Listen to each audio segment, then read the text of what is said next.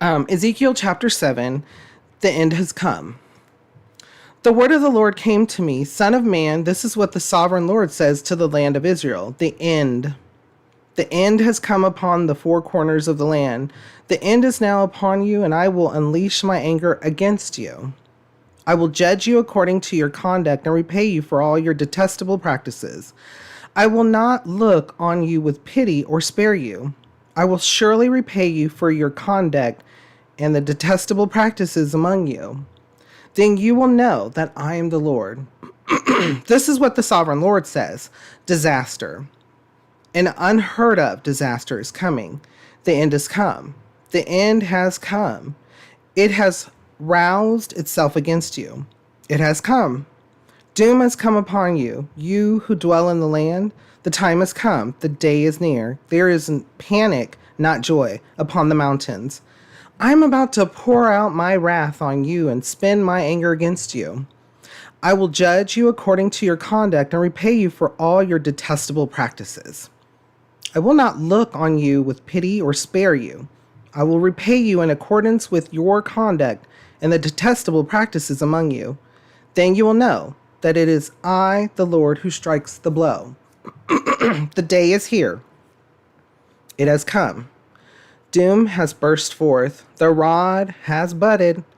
Arrogance has blossomed. Violence has grown into a rod to punish wickedness.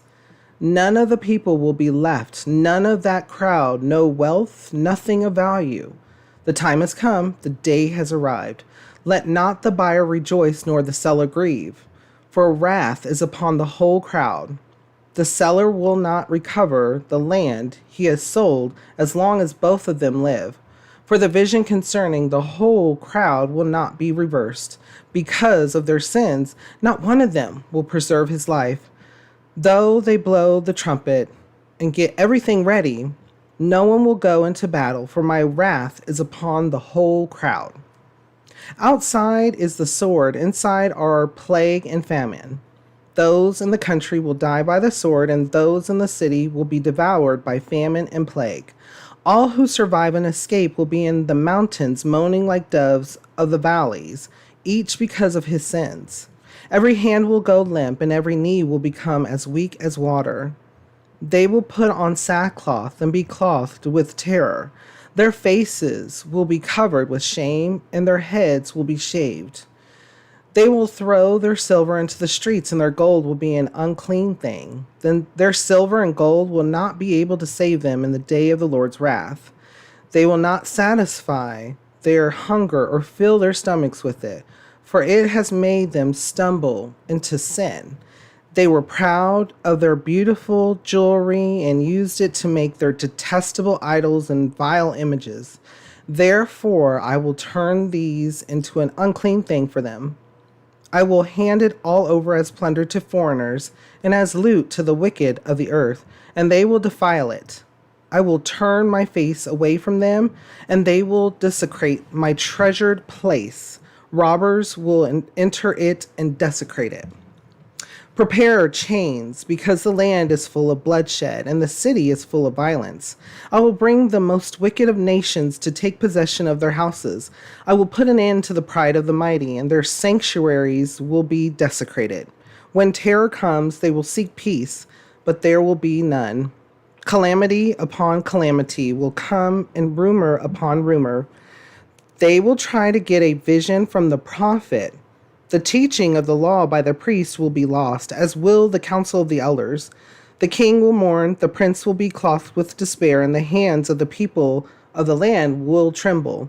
I will deal with them according to their conduct, and by their own standards I will judge them.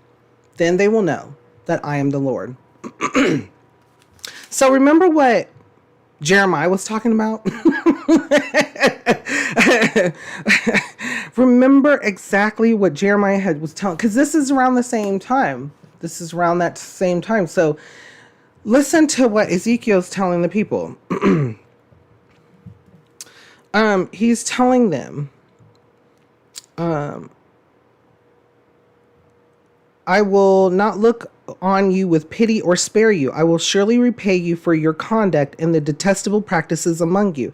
Then you will know that I am the Lord. Because even then, remember, they had went to Jeremiah and they were like, Jeremiah, what can we do for all of this to stop? And he was like, follow the commands, worship the Lord, right? So one thing that they said, okay, we're going to do that. Not only are we going to do that, but we're going to free the slaves. They weren't supposed to be slaves to begin with, but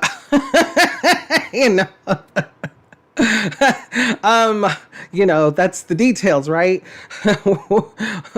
So they had the year of Jubilee had passed over and over again, and they had never freed their people. They have never freed others. They had never allowed for people to buy their own freedom. They just kept them. They just abused people.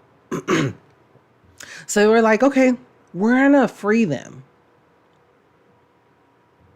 And then they turned around and forced them back into slavery. They told the Lord, made a covenant with the Lord, saying that we were going to follow the law and follow the commandments, love thy neighbor.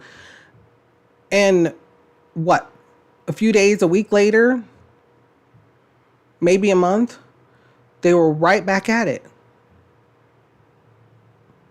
So the Lord's telling through Ezekiel, I see your detestable practices. I see that you're continuing on.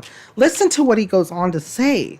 Listen, because this is what happened. Go back to Lamp Bible Study in Jeremiah near the end, in the last couple Bible studies, because this is what happened. Remember, this is what happened.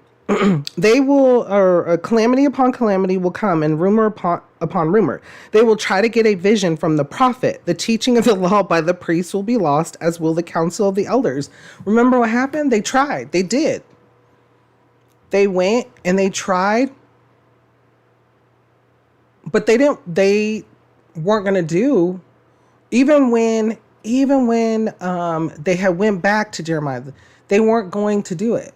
They ended up going to Egypt because they were too scared. They were too afraid. They just didn't want to, and correct me if I'm wrong in the comments, with the place, but they wanted to do what they wanted to do. They, not only that place or that part, but they continued. They would seek a prophet. They would seek the word from the Lord, but they wouldn't follow it. They wanted to do what they wanted to do. Stubbornness. Bringing past to present. Stubbornness. Is it something new? Well, as we read in the Bible, there's nothing new under the sun. So think about that in our lives. Where does stubbornness come from? How is it developed? Is it nurtured? Is it something that we get into and we decide that we don't see any other alternative, so therefore it is what it is? That sounds really nice if we didn't have a Lord and Savior like we do, who actually knows the answers, who actually is the Good Shepherd. Because deep in our hearts, we are sinners. And what we may think is best for us may be harmful for others, and it may be harmful for ourselves. Seek the Lord first in all things. And that goes for all of it. When you run into others and their stubbornness, seek the Lord. Seek the Lord's guidance. You'll be amazed. You'll be amazed. Before we go on, what kind of thoughts or feelings come to your mind when we read over this? How does it make you feel and what does it make you think?